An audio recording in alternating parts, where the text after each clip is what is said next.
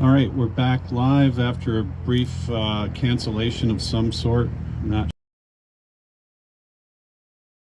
off. We had Steve Baker on there on Blaze Media talking court on Tuesday to be arraigned. Transmission is unstable. Sorry, folks, for the losing it there, but it is what it is. Howdy. Hey, sorry I'm late. My glasses broke. I couldn't find my backups.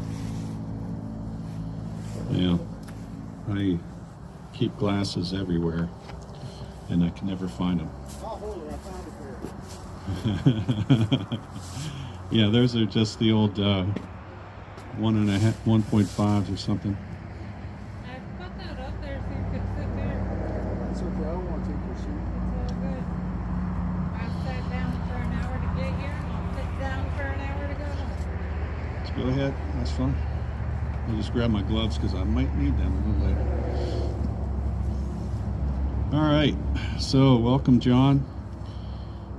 I'm just going to repeat. It is day 1073. It is December 15th, 2023. And the first few minutes we talked about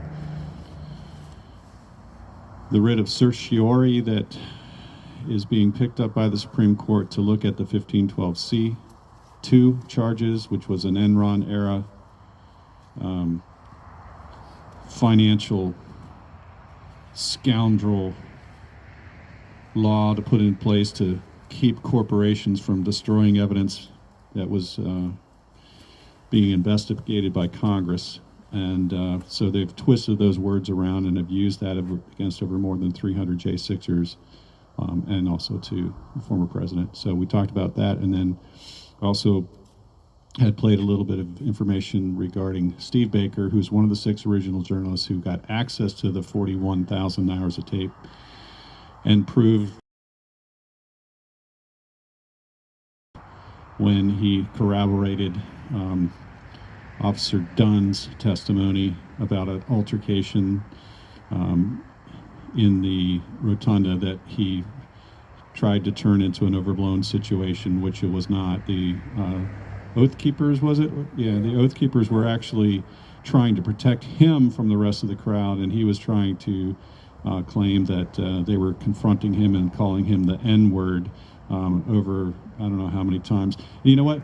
Has anybody ever heard a piece of January 6th tape where the N-word was ever used? I haven't. I don't think I've ever heard it at all. In fact, they actually made a concerted search, and they couldn't find one single instance of that word being used. Also on Harry Dunn, it was announced today that he's going to be retiring. Oh, imagine that. But don't worry, Harry's still going to be in the mix. He's going to be running for Congress in Maryland. So I think he'll fit right in with the rest of the politicians. He's unencumbered by the truth, and he loves the limelight, so he ought to fit in just perfect. So that's our Harry Dunn update for the night. On another note, we heard today that Nicholas Brockhoff has gotten out, and just before I came, in fact, I got an email from April. His mother wants to see it yet. But anyway, long story short, he is out. He was in a halfway house briefly. He took his CDL, commercial driver's license, and passed, and he's set to go back to work. So his mother just asked that we keep praying for him, that he can make his transition. Poor old Nicholas has been through a lot. But anyway, another good story. I think Tom probably talked earlier before I got here. It sounded like he was talking about what's getting ready to happen in the Supreme Court. And that's going to be a major big deal because there are about approximately 350 other cases that will be directly impacted by that, including Donald Trump. So anyway, that's a big deal. And I've also got some materials I received from Barry Ramey that I'll show you shortly. But meanwhile, I better turn it back over to Tom, although I see he's on his phone. I think he's playing Candy Crush. I'm not sure, but anyway, so as I told Tom, I apologize for being ups. In fact, I'm gonna have to leave a little bit early to make sure I can get some glasses before I get home so I can do some work. But anyway, I don't have a whole lot more to add than that, but I think Tom has some things prepared. Well, I have a few things to talk about. Thank you, John. So probably the last couple of videos I talked about the interesting piece of information that we found in the board package here at the Northern Neck Regional Jail. I think it came out in the October board package, and it was a certificate that says that the Northern Neck Regional Jail has been certified to house juveniles. And this is from the Board of Regional Jails and of Virginia. And so when we first asked questions in public comment at a joint Northern Neck Regional Jail Board meeting, Chairman Fisher refused to answer my questions. Now, he said that public comment is not question and answer, but they will sometimes answer if they choose, so he gives himself a lot of leeway. But when he's asked a question that he doesn't want to answer, then he's got no comment. It would have been very simple if he would have just said to us right then and there, this is just a normal course of business. We get certified every year for that, have done so since 1995. It doesn't mean anything new. But no, he just refused to talk about it. And then they had their sort of secret meeting. And when they didn't have the October meeting, because they didn't have a quorum, they met without informing the public on the 13th of October, so we don't know what was talked about then. And so there's a lot of suspicion over this whole certification, and then they just kind of said, nah, that was a nothing. We're just blowing our own horn like we do every time we get a 100% rating on our kitchen inspection from the health department, or 100% on our fire safety, or 100% here or there, as they always like to claim, these wonderful, wonderful results.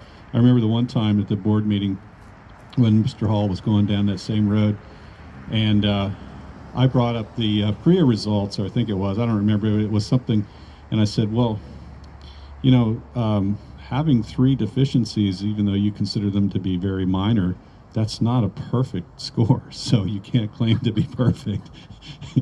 And we're talking PREA, too, of all things. And I've noticed that's a kind of a suddenly posters that show up in the public areas that are not there at a normal time, and it looks like the edges of them the corners are a little bit frazzled, so like maybe they take them down to put them in a box and keep them for 3 years later and put them back up again. I don't know, but it's not funny, really. I mean, because PREA was a law that was enacted, just Prison Rape Elimination Act.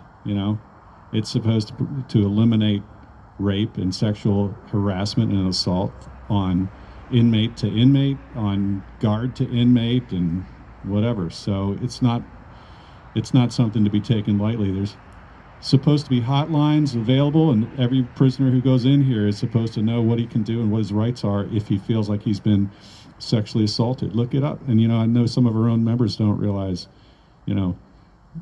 what sexual assault is versus rape. They're not the same things, and but neither one is allowed. So anyway, let's see, when are we going to get callers? 7:30? I guess so. Okay. That message from you Yeah. that he said earlier. I can expand on that a little bit.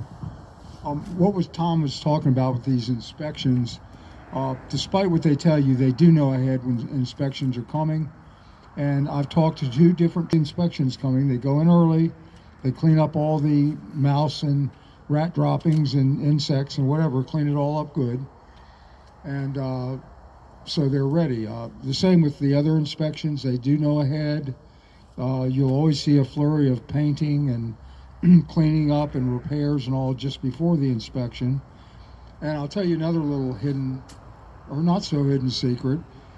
These agencies, like